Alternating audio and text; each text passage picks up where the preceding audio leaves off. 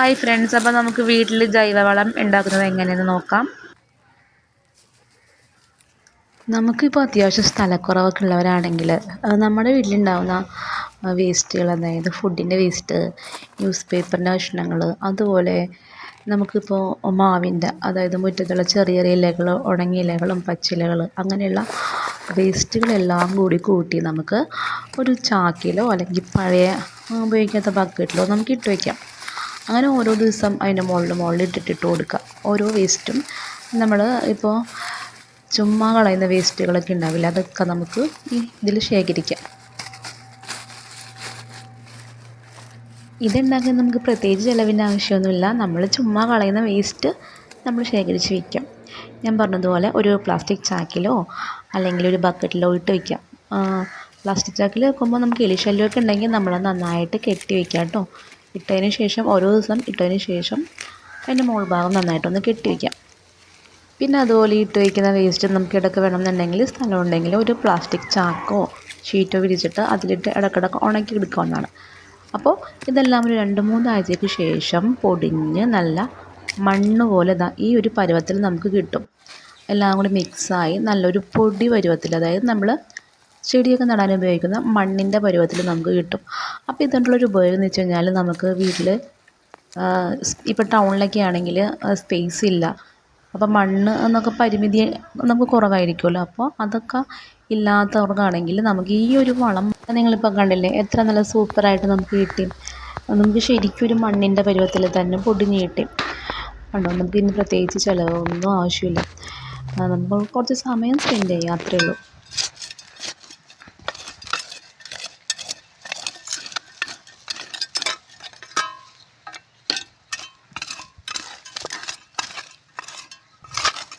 ഇവിടെ നമുക്ക് സ്ഥലം കുറവായതുകൊണ്ടിട്ട് തന്നെ ഇത് വാഴയാണ് കാണുന്നത്. അപ്പോൾ ഒരുപാട് വാഴകളൊന്നുമില്ല, ഒരു വാഴയുള്ളത് ഇതുപോലെ ഒരു ജഗ്ഗി പകുതി മുറിച്ചിട്ട് അതിലാണ് നട്ടിരിക്കുന്നത്.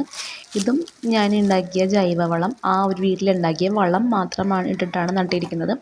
പിന്നെ അതിൻ്റെ മുകളിൽ ഇതുപോലെ ഉണക്കിലകൾ, ഉണക്കക്കമ്പുകൾ, ചകിരി, അങ്ങനത്തെ ഐറ്റംസൊക്കെ ഓരോ ചെടികളിലും ഇങ്ങനെ ഇട്ടിട്ട് കൊടുക്കും. അപ്പോൾ അത് നല്ലൊരു വളമാണ്. നമുക്കിപ്പോൾ പൂക്കളുണ്ടാകുന്ന ചെടിയാണെങ്കിൽ അതിൽ നന്നായിട്ട് പൂവുണ്ടാകാനും ഒക്കെ ഒരുപാട് സഹായിക്കും. അപ്പോൾ കണ്ടോ, ഇതുപോലെ നമുക്ക് ഇട്ട് കൊടുക്കാം. പിന്നെ അതുപോലെ നമ്മൾ ഈ പൂക്കളൊക്കെ ഉണ്ടാകുന്ന ചെടികളിലാണെങ്കിൽ നമുക്ക് ഒരുപാട് പൂക്കളാവുന്നുണ്ടെങ്കിൽ നമ്മൾ ഇപ്പോൾ റോസായിനെ എടുക്കാം. റോസാണെങ്കിൽ നമ്മളിപ്പോൾ കുറച്ച് 1-2 പൂക്കളായി, അപ്പോൾ ആ പൂവായി കഴിഞ്ഞതൊരു വാടിപ്പോകുന്ന അവസ്ഥയില്ലേ, പൂ വിരിഞ്ഞത് വാടുന്നൊരവസ്ഥ എത്തുമ്പോഴത്തേക്കും നമ്മൾ ആ മോൾ ഭാഗം നിന്ന് കട്ട് ചെയ്ത് കളയാം. അപ്പോൾ അങ്ങനെ കട്ട് ചെയ്ത് കഴിയുമ്പോൾ നമുക്ക് പുതിയതായിട്ട് ഒരുപാട് മൊട്ടിട്ട് കുറേ പൂക്കളുണ്ടാകും. ചില സ്ഥലങ്ങളിൽ കണ്ടിട്ടില്ലേ, 1-2 റോസ് ഉണ്ടായിട്ട് പിന്നെ അതിൽ പൂക്കളൊന്നും ആവാത്തൊരവസ്ഥ. അത് നമ്മൾ ഇതുപോലെ കട്ട് ചെയ്ത് കൊടുക്കണം. കട്ട് ചെയ്ത് കഴിയുമ്പോഴത്തേക്കും നമ്മൾ അതിലിരട്ടിയായിട്ട് അതിൽ ഒത്തിരി പൂക്കളുണ്ടാവും. നമ്മളിങ്ങനെ കൃഷിയും കാര്യങ്ങളൊക്കെ ചെയ്യുമ്പോൾ അത് ചെറിയതായാലും വലുതായാലും നമ്മൾ ഇപ്പോൾ ചെറിയ രീതിയിലാണെങ്കിൽ പോലും നമുക്ക് ബോറടിക്കില്ല. കൃഷിയെ സ്നേഹിക്കുന്നവർക്ക് ഇതൊരുപാട് എന്താ പറയുക, ഒരു ഇഷ്ടത്തോടെ ചെയ്യുന്നൊരു കാര്യമാണ് അല്ലേ. നമ്മൾ നട്ട് നനച്ച് അതിൽ പൂവാകാം, കായ്കളാവാം, പഴങ്ങളാവാം എന്നൊക്കെ പറയുമ്പോൾ അത് കാണുമ്പോൾ ഒരു പ്രത്യേക സന്തോഷം. അപ്പോൾ അതിന് വേണ്ടി നമ്മൾ ചിലവാക്കുന്നൊരു ടൈം നമുക്കൊരു ബോറിംഗ് ആയിട്ടോ അല്ലെങ്കിൽ ഒരു സമയം പോക്കായിട്ടോ ഒന്നും നമുക്ക് തോന്നില്ല. നമ്മൾ എൻജോയ് ചെയ്ത് ചെയ്യുകയാണ്, അതിനനുസരിച്ച് നമുക്ക് അതിൻ്റെ റിസൾട്ടും കിട്ടും.